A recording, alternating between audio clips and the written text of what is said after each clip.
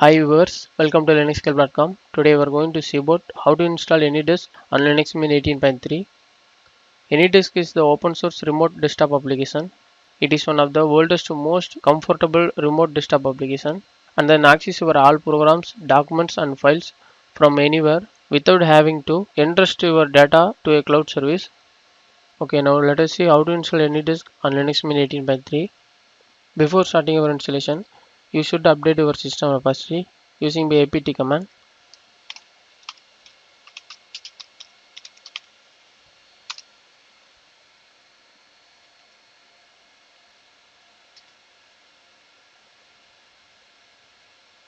Then we have to download the Anydesk package using by duplicate command.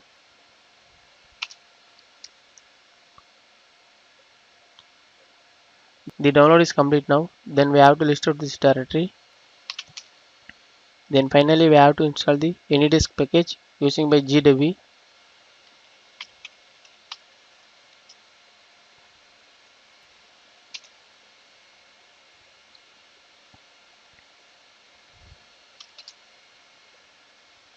The installation is going on. After installation, we have to type Anydesk.